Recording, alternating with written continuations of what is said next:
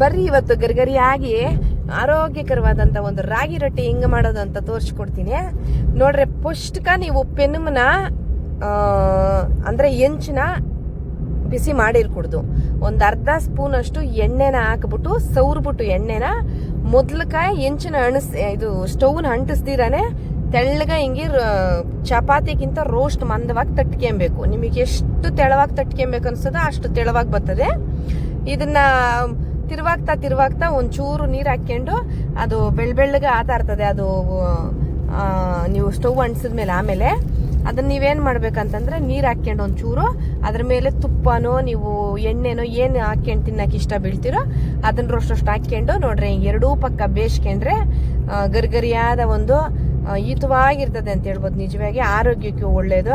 ನಮ್ಮ ಅಜ್ಜಿ ತಾತನು ಮುತ್ತಾತ್ನವರೆಲ್ಲನೂ ಚಂದಾಗಿ ರಾಗಿ ರೊಟ್ಟಿಗಳು ಈ ಹುಚ್ಚಳ್ಳು ಖಾರ ಇವ್ರನ್ನ ತಿಂದೇ ಅಷ್ಟು ಗಟ್ಟಿಗೆ ಇದ್ದಿದ್ದು ಅಷ್ಟು ವರ್ಷಗಳು ಬದುಕಿದ್ದವ್ರು. ನಿಜವಾಗಿ ನೋಡ್ರಿ ಈ ಒಂದು ಆರೋಗ್ಯಕರವಾದಂತ ಒಂದು ರಾಗಿ ರೊಟ್ಟಿಕ ಏನೇನೆಲ್ಲ ಹಾಕಬೇಕು ಹೆಂಗ್ ಮಾಡಬೇಕು ಅನ್ನೋದನ್ನ ನಾನು ನಿಮಗೆ ತೋರಿಸ್ಕೊಡ್ತೀನಿ.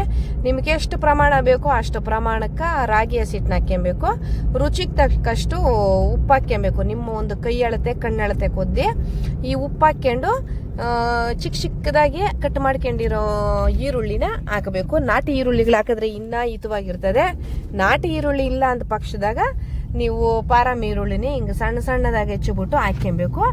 ಇದ್ರ ಜೊತೆಗೆ ನಾಟಿ ಕೊತ್ತಂಬರಿ ಸೊಪ್ಪು, ಈ ನಾಟಿ ಕೊತ್ತಂಬರಿ ಸೊಪ್ಪನ್ನ ಸಣ್ಣದಾಗಿ ಹಚ್ಕೊಂಡು ಏನ್ ಮಾಡ್ಬೇಕು ನೀವು ಇದನ್ನೆಲ್ಲನೂ ಸಮ ಪ್ರಮಾಣದಾಗ ಕಲ್ಸ್ಕೊಳಕ ಅಂದ್ರೆ ಖಾರದ ಪುಡಿ ಒಂದು ಅರ್ಧ ಸ್ಪೂನು, 1 ಸ್ಪೂನು ನಿಮ್ಮ ಒಂದು ರುಚಿಗೆ ತಕ್ಕಷ್ಟು ಖಾರದ ಪುಡಿ ಹಾಕ್ಯಂಬೋದು.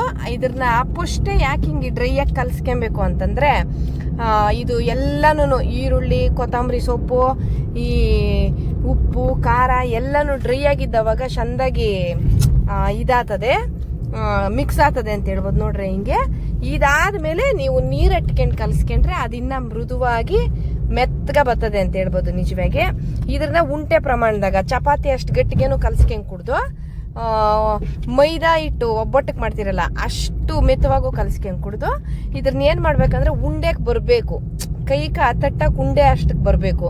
ಅಷ್ಟಕ್ಕೆ ನೀವೇನ್ ಮಾಡ್ಬೇಕು ಚಂದಾಗಿ ಇಸಿಕೊಂಡು ನಿಮ್ಗೆ ಎಷ್ಟು ಪ್ರಮಾಣ ಆಗ್ತದೋ ಅಷ್ಟು ಪ್ರಮಾಣ ನೀರ್ ಹಾಕ್ಕೊಂಡು ನಿಮ್ ಅಳತೆ ಕೊದ್ದಿ ಹಿಂಗೆ ಕಲಸಿ 10 ನಿಮಿಷ ಊರಿಕ್ಕಿದ್ರು ಸಾಕು. ಟೇಸ್ಟ್ ಚಂದಾಗಿ ಬರ್ತದೆ. ಇದು ಕಲ್ಸವಾಗೆ ನೀವು ಒಂಚೂರು ತುಪ್ಪ ಹಾಕ್ಕೊಂಡ್ರು ನಡೀತದೆ. ಒಂದಿಷ್ಟು ಒಂದು ಅರ್ಧ ಸ್ಪೂನ್ ಅಷ್ಟು ಎಣ್ಣೆ ಹಾಕ್ಕೊಂಡು ಕಲ್ಸ್ಕೊಂಡ್ರು ಪರವಾಗಿಲ್ಲ. ಇಲ್ಲ ಹಂಗೆ ಕಲ್ಸ್ಕೊಂಡ್ರು ಏನು ತೊಂದರೆ ಇಲ್ಲ, ಚಂದಾಗಿ ಬರ್ತದೆ ಅಂತ ಹೇಳ್ಬೋದು. ನೋಡ್ರಿ ಹಿಂಗ್ ಉಂಟೆಗೆ ಬಂದ್ರೆ ಸಾಕು, ತಿನ್ನಾಕ ರುಚಿಯಾದ ಒಂದು ರಾಗಿ ರೊಟ್ಟಿ ರೆಡಿ ಇರ್ತದೆ ಅಂತ ಹೇಳ್ಬೋದು. ನೋಡ್ರಿ ಈ ಒಂದು ವಿಡಿಯೋ ನಿಮ್ಗೆ ಇಷ್ಟ ಆಗಿದ್ರೆ ದಯವಿಟ್ಟು ನನ್ನ ವಿಡಿಯೋನ ಇನ್ನ ಯಾರು ಸಬ್ಸ್ಕ್ರೈಬ್ ಮಾಡಿಲ್ಲ ಅವರೆಲ್ಲ ಸಬ್ಸ್ಕ್ರೈಬ್ ಮಾಡ್ರಿ, ಸಪೋರ್ಟ್ ಮಾಡ್ರಿ. ಧನ್ಯವಾದಗಳು.